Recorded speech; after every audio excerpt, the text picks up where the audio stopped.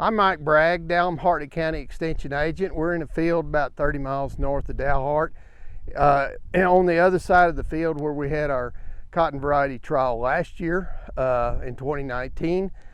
This year, to kind of bring you up to speed, we planted this on May the 12th as opposed to May the 28th in 2019. So we've got a lot earlier start on this crop, and we did have to put down a couple of herbicide applications, clean up a little bit of Roundup resistant corn and volunteer corn, and we did have to spray for thrips, and we have put a growth regulator on. But other than that, we're really in a pretty good state right now. Let's talk about our physiological development. And we were out here earlier this morning tagging blooms. But we're going to talk about nodes above white flower.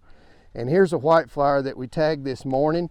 Notice that that's a first position bloom, and that's because there's a second position one here and a third position one here.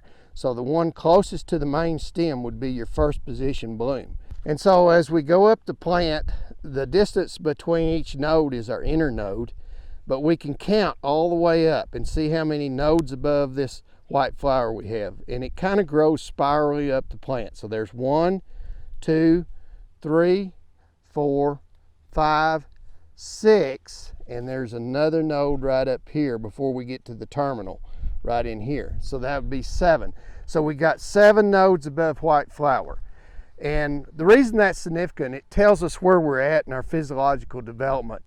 We put on a node about every 45 to 55 heat units, which is roughly, in this kind of weather that we're having now, about 3 days.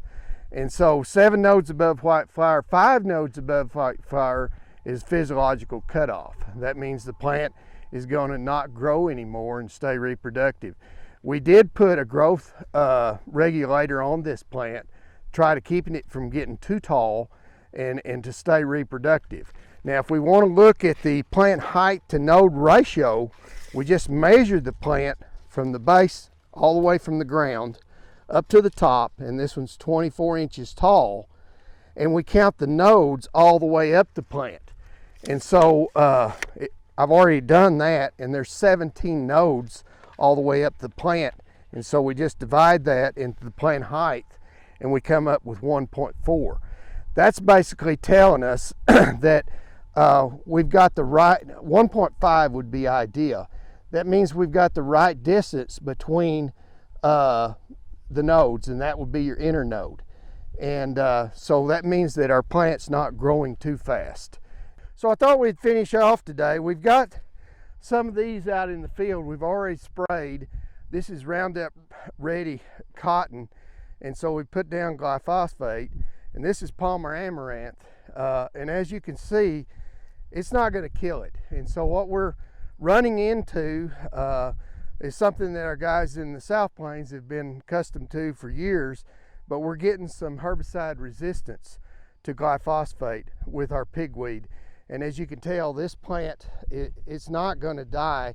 It's been twisted up from the herbicide, but it's not going to kill it, and I'm sure it's going to make a lot of seed. And so this is something that you need to be out on the lookout for.